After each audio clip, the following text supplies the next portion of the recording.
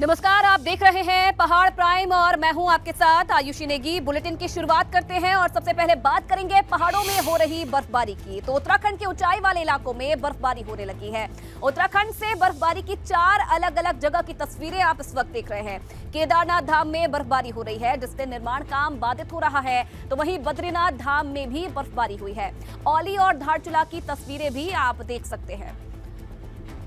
तो 4 तस्वीरें आपके सामने, औली, बद्रीनाथ, केदारनाथ, धारचूला की तस्वीरें देखिए कैसे प्रदेश भर में बर्फबारी का जो दौर है वो शुरू हो गया है। एक तरफ जहां लोगों को दिक्कतों का सामना करना पड़ रहा है, तो वहीं केदारनाथ में जो पुनर्निर्माण कार्य है वो भी प्रभावित हो रहे हैं। तो उत्तराखंड में मौसम का मिजाज बदला हुआ है। पहाड़ों में बर्फबारी शुरू हो गई है। जोशीमठ, पिथौरागढ़ और रुद्रप्रयाग के ऊंचाई वाले इलाकों में बर्फबारी हो रही है।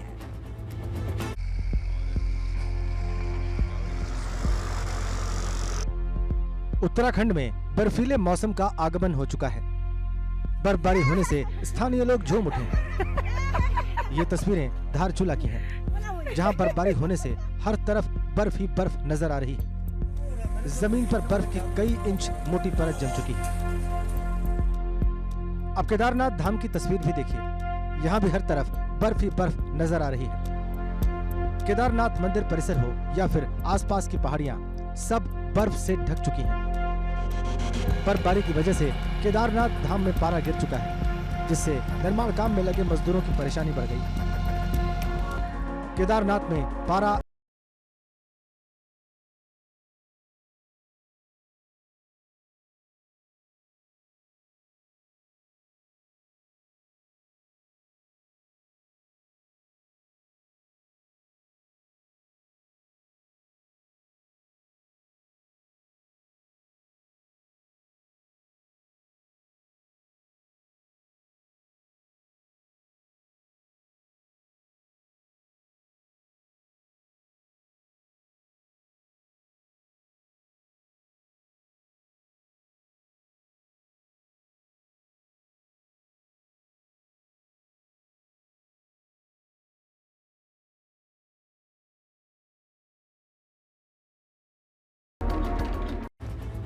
और आगे बढ़ेंगे बड़ी खबर के साथ। रुद्रप्रयाग से बड़ी खबर आपको बता दें, केदारनाथ धाम में जबरदस्त बर्फबारी का दौर जारी है और बर्फबारी की वजह से पुनर्निर्माण काम प्रभावित हो रहे हैं। पिछले 2 दिनों से केदारनाथ धाम में लगातार बर्फबारी का दौर जारी है। केदारनाथ धाम में पुनर्निर्माण काम जारी है। कपाट बंद हो गए हैं, लेकिन पुनर्निर्माण काम चल रहा है और लगातार हो रही बर्फबारी के कारण जो ये काम है ये प्रभावित हो रहे हैं।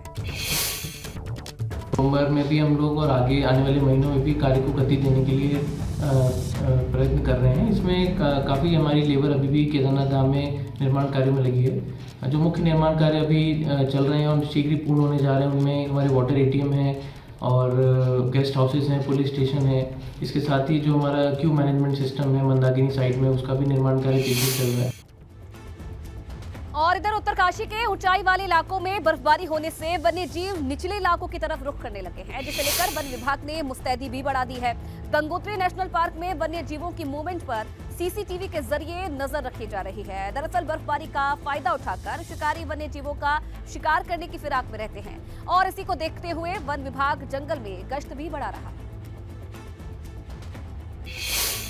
बर्फबारी जब बहुत ज़्यादा होने लगती है तो हमारा स्नो लेपर्ड, भरल, यहाँ तक कि ब्राउन बियर और कस्तूरा मृग, ये सारे जो स्पीसीज हैं, इनके जो प्राणी हैं वो नीचे की तरफ आने की कोशिश करते हैं और आते भी हैं।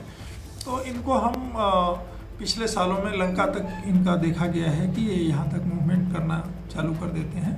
उनकी निगरानी के लिए ही हमारे स्टाफ को जो है हम उनको ताकीद कर रहे हैं, उनको प्रशिक्षित कर रहे हैं ताकि वो बेहतर ढंग से उनकी निगरानी।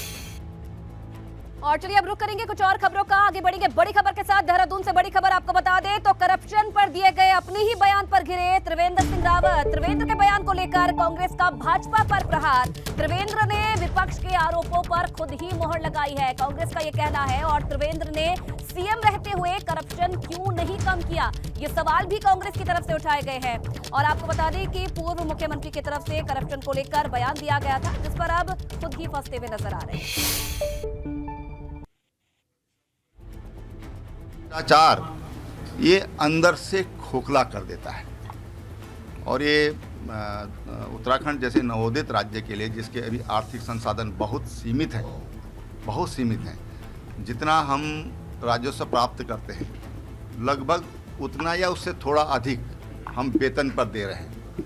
तो आखिर अगर भ्रष्टाचार इस तरह से होगा तो राज्य को आगे दिक्कत आएगी। बात कह रहे हैं आज सत्ता से हट गए इसलिए कह रहे हैं। दूसरी बात है कि सरकार किसकी है और वो किस पार्टी के नेता हो। कांग्रेस के नेता तो है नहीं। क्यों नहीं भ्रष्टाचार को समाप्त कर रहे हैं? 4.5 साल त्रिवेंद्र सिंह जी 4.25 साल मुख्यमंत्री रहे, क्यों नहीं भ्रष्टाचार पर चोट की? और पनपाते रहे भ्रष्टाचार को, और पनपाते रहे।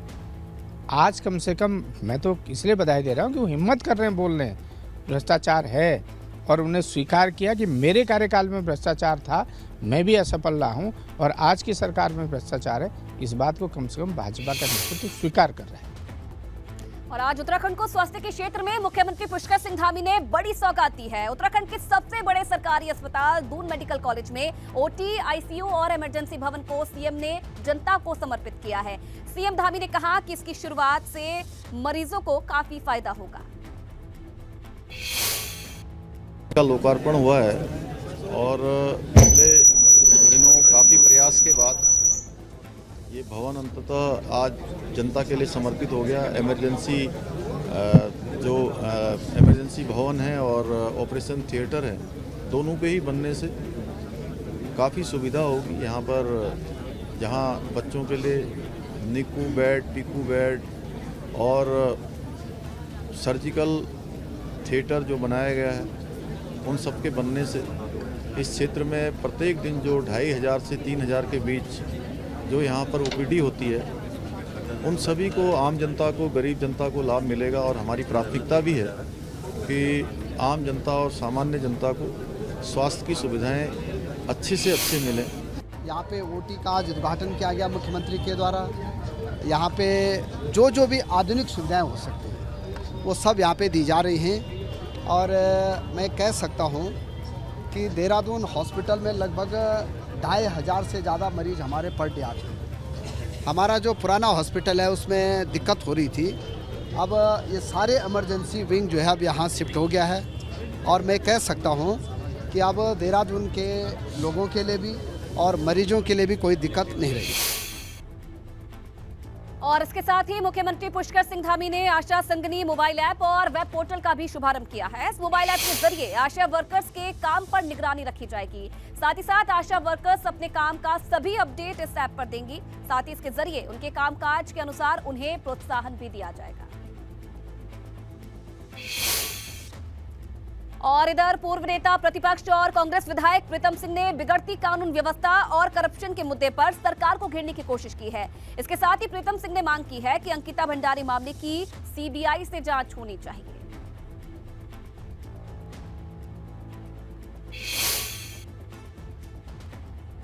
जितने घाव सत्ता में बैठे हुए लोगों ने उत्तराखंड के आम जन को देने का काम किया है, पूरा प्रदेश उससे भिज्ञ है।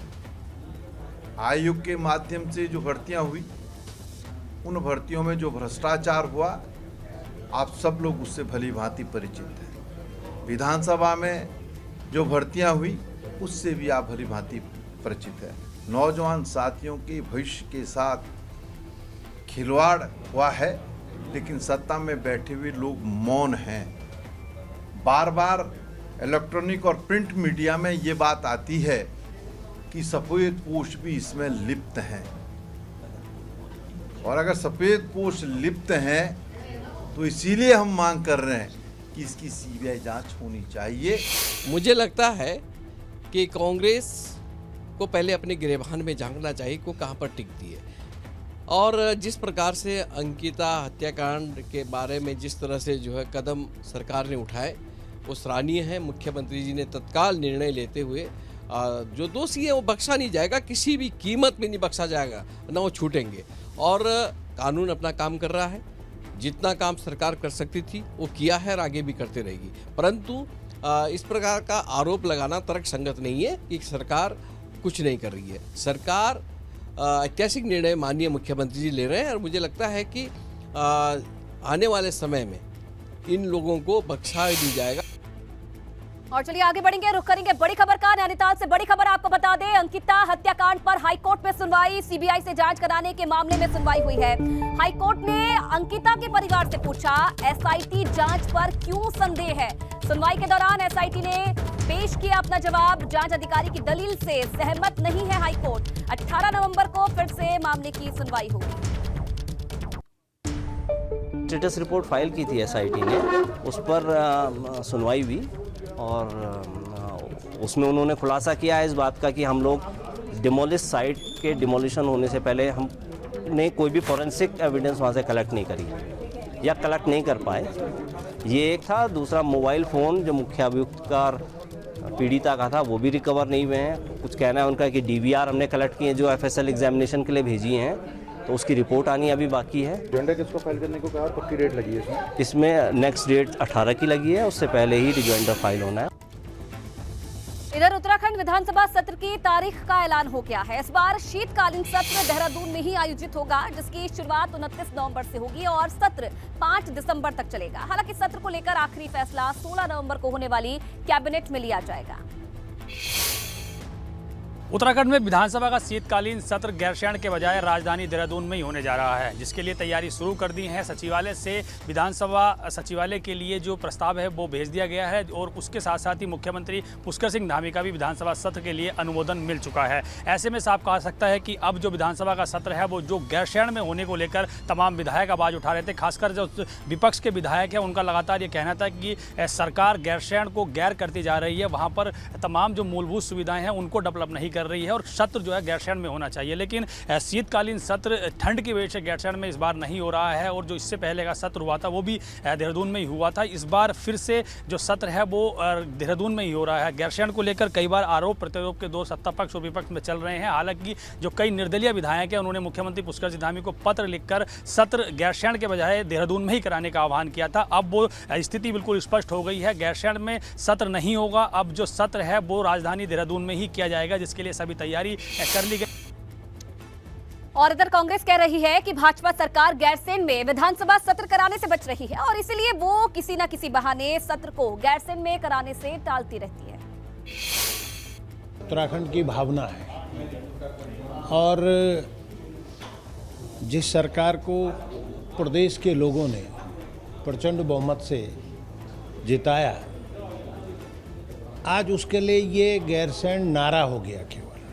ये केवल भाषण के रूप में गैरसैंण का उपयोग कर रहे हैं, गैरसैंण जाने का काम नहीं कर रहे हैं। ये दुखद है, ये उत्तराखंड की जन भावनाओं के खिलाफ है। गैरसैंण के बारे में कभी चिंता ही नहीं की और गैरसैंण ग्रीष्मकालीन राजधानी बनाई है तो भारतीय जनता पार्टी ने बनाई है। माननीय त्रिवेंद्र सिंह रावत जी उस समय माननीय मुख्यमंत्री थे, उन्होंने घोषणा भी की और उसको मूर्त रूप भी दिया और कुल मिलाकर के उनको कोई अधिकार नहीं इस प्रकार का आरोप लगाने का। ठीक है, इस समय मौसम के कारण क्योंकि ठंड बहुत अत्यधिक बढ़ जाती है और 29 नवंबर से जैसा कि सत्र प्रारंभ करने की बात की गई है, तो इस समय गैरसैंण न हो करके वो क्या कहते हैं अभी यहाँ देहरादून में होगा।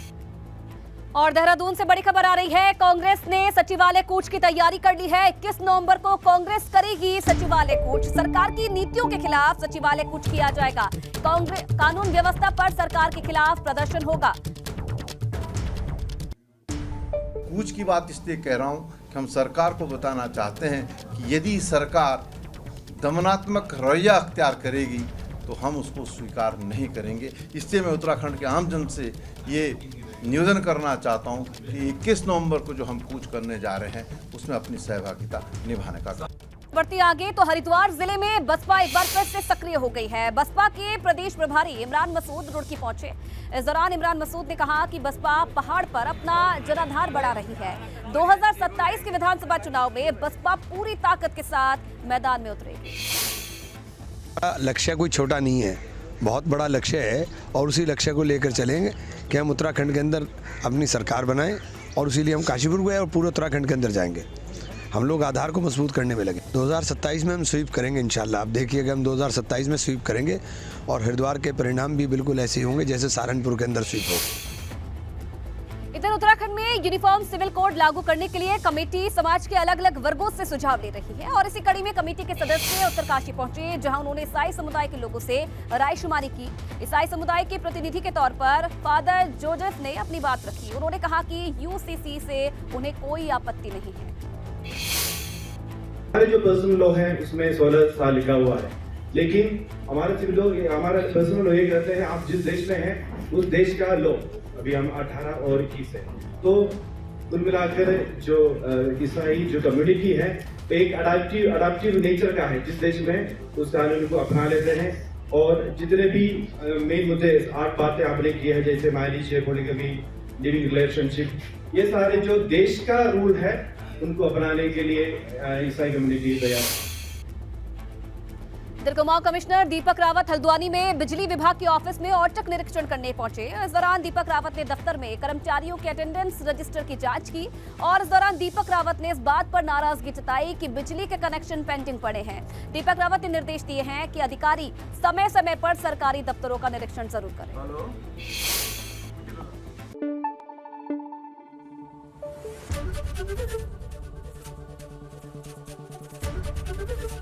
एबीपी गंगा, खबर आपकी, जुबान आपकी।